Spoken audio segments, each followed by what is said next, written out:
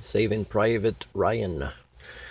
Not sure he was saved, but I think the people that come back from war as bad as this were just a lucky sheep that were sent there to be cannon fodder for the elites, right? The confused elites in these confused inhuman proto-societies. I look at things there and I see how we got worse at behaving this way, like there's people love to go to Disneyland and Disney World and support that culture in making sure that ammunition never runs out, right? Because I'm seeing them come on the beach, and you think the only thing they can hope for at this point is that the Germans run out of ammunition. Except that the people primate failed species I belong to, they think that was the lesson to learn in a war, to make sure, in case it happens here and there, they run out of ammunition, is never again run out of ammunition. So do you think we learn from history?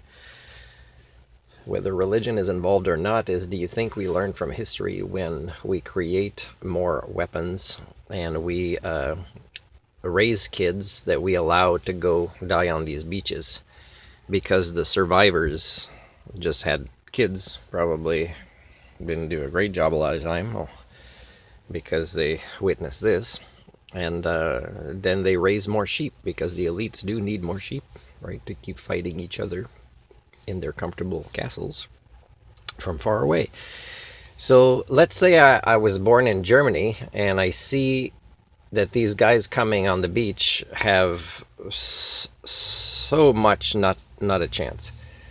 Would I turn my weapon against my colleagues just because I'd feel sympathetic, I, against the people I'm trying to kill in this crazy war? Well, are soldiers capable of sympathy?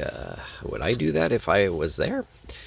So again, the real heroes are the ones that protest war and that go to jail or that try to surrender and get shot when they put their weapons down. Those are the real heroes, not the ones that happen to survive by chance or who were really good at killing.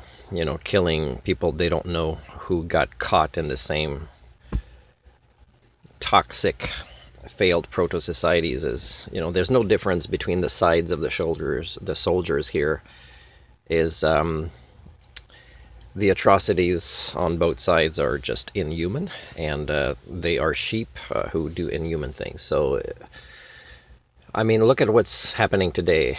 If you think that's outrageous, if you watch this scene, and I don't recommend it to everybody to watch this scene, if you watch this and you think that's never happened again and is not happening now, these kind of things, what's worse is back then it was more soldiers fighting soldiers, and now you need less soldiers to succeed in more innocent civilian casualties.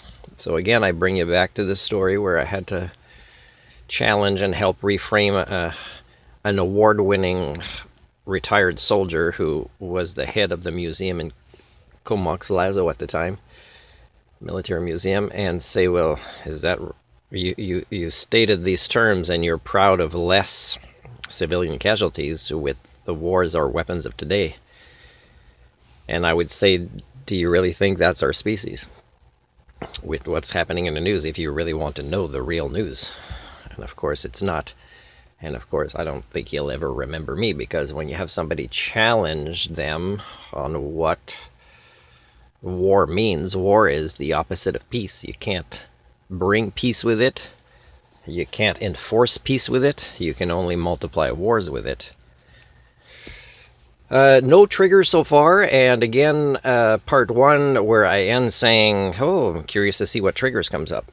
Now, that's a good life skills coach, right? Somebody who's not afraid of triggers, who's curious about triggers, and who knows how to manage triggers and process them for themselves and guide others through it is somebody you want to be there to teach you life skills training, which is usually in groups of 6 to 8, usually 4 to 6 hours to go through these different lessons. And these lessons are useful to you as social creatures in every aspect of your life, be they family, leisure, work, etc., etc., etc. Especially church. Like if you have interactions at there was a church in Smithers where the woman knew, oh yeah, no, I would like to have him come and teach this, but the husband was imposing, we don't need it. So he was demonstrated that they do need life skills for them to be a happier couple, role modeling the right kind of human rights and respect for each other for their kids, right? So it's just red flags are everywhere and they're easy for me to see, and that's why sometimes people prefer I don't see them, which is why I'm excluded from a lot of things as the elusive Homo sapien.